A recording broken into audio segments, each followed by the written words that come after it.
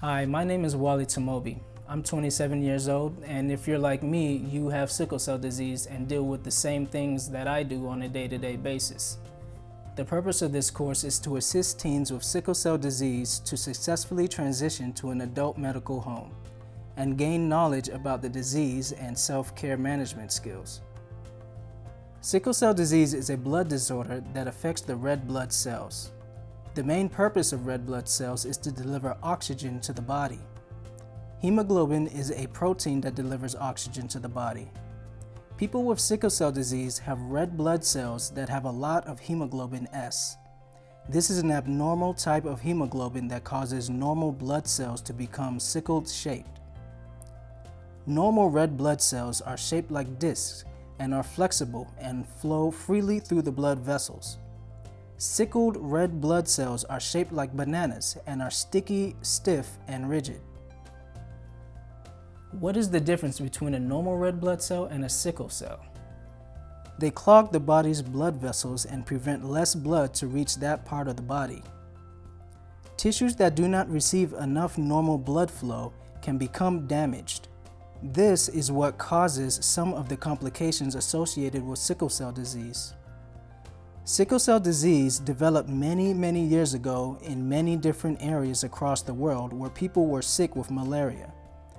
All across the world, sickle cell affects people of all races. Sickle cell disease is heavily concentrated in South and Central America, the continent of Africa, North America, Mediterranean, South and Central India.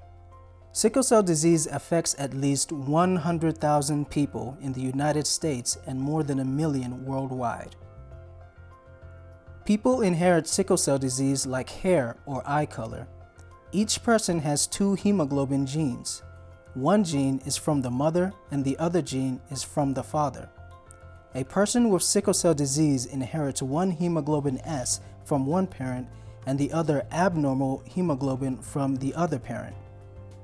The signs and symptoms of sickle cell disease can vary from person to person. The most common signs and symptoms are associated with anemia and pain.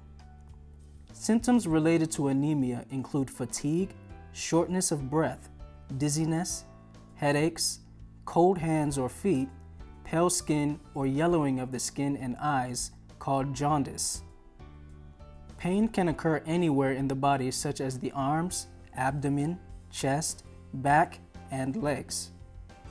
There are 2 forms of pain, acute and chronic. Most people with sickle cell disease experience acute pain. Acute pain is usually short-lived. It can last for hours to weeks. Chronic pain can last for weeks to months. Chronic pain can interfere with daily activities. People with sickle cell disease are usually anemic because they do not have enough red blood cells and hemoglobin. Sickle cells do not usually survive as long as normal red blood cells. A normal red blood cell lives about 3 to 4 months. A sickle cell red blood cell lives about 10 days. Hemoglobin level in hematocrit, the percent of whole blood that consists of red blood cells, makes up the laboratory test called the complete blood count, or CBC. These levels are tested to see if the patient is anemic. Normal hemoglobin levels are between 11 to 14 grams or deciliters. Normal hematocrit levels are between 34 to 42%. People with hemoglobin levels below 11 to 14 are said to be anemic. People with sickle cell disease have lower hemoglobin levels. These levels cannot be corrected by taking iron. There are many types of sickle cell disease. The most common types of sickle cell disease in the United States are hemoglobin SS disease, hemoglobin SC disease, and hemoglobin sickle beta thalassemia disease. Do you know what type of sickle cell disease that you have?